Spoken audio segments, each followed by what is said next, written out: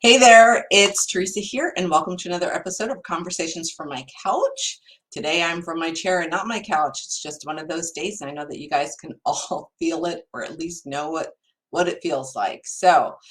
April is Stress Awareness Month, and the American Institute of Stress reports that about 33% of people feel extreme stress. And about 77% of people experience stress that affects their physical health, and 73% of people have stress that impacts their mental health. So, did you know that you can interrupt those patterns of stress to lead a more fulfilling life? Well, Professor Teresa Amabile of Harvard has pursued the research and study of reducing stress.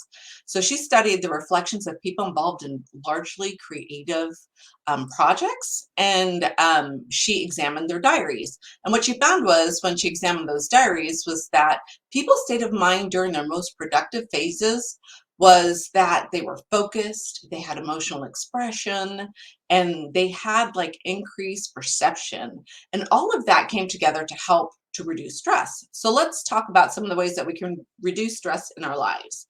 Some of them are fun, and some of them are just things that we can adopt as habits to help us to temper the stress in our lives each and every day. So number one, write daily in a journal. You know that I'm a huge proponent of journaling of some sort, whether it is your successes, how you're feeling, mindset, all of it.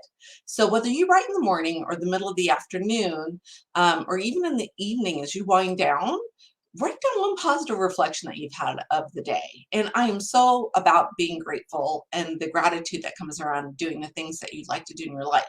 Well, writing itself is a creative act, and that requires some extreme focus sometimes, and that can reduce your stress. So when you reflect upon your day, and you're reminded of that you actually made progress, sometimes I say, I'm just happy that I moved the ball down the field. And I know I've said this before.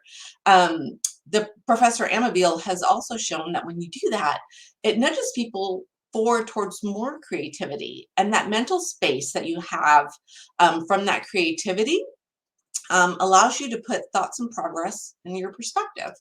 So that's a reason that Professor Amabile is an advocate of journaling, and it's just a great circle of positivity. The more that you write and you're able to reflect, the more that you show gratitude, or that you're aware of the gratitude and you're aware of the positive things that have happened in life.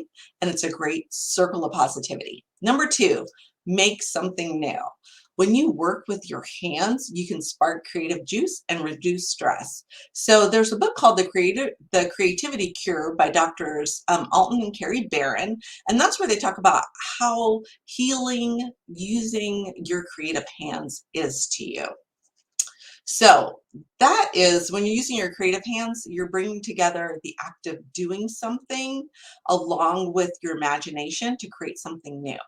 So you can create anything with your hands. It can be as satisfying as kneading dough to make cinnamon rolls. It could be making a scrub. I just did this the other day, and I didn't realize how therapeutic it was just to get the coconut oil and the sugar and mix it together. And I use jasmine, but if you want to do something to reduce stress, try lavender in there, because that does help you to relax and to reduce stress. So one additional insight that the Barons provided was that when we make something, and even if it's imperfect, if you paint something, if you feel like you just need to express yourself creatively, even if it's not perfect, and especially when it's imperfect, we are truly expressing ourselves. And that helps us to relieve stress and anxiety because we're being true to ourselves. Lastly, be flexible. Let go of expectations and keep an open mind. So when you're flexible, you can set your own personal beliefs and your prejudices aside so that you can observe and listen. And when you consider varying points of view, your eyes can be open to see a really different world around you. So one byproduct of a subtle shift of that way, of that perception, is to move from wishing how things were to embracing how things are. You tend to find things that you appreciate and that are going right when you do that. Always look for the silver lining.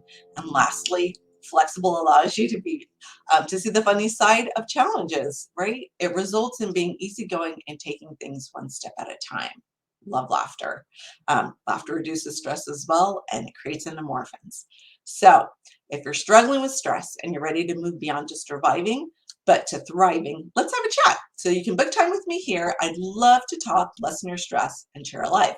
Take care of yourselves, and I'll see you again next week here for another episode of Conversations from My Couch, where we will talk about all things leadership. All right. Peace.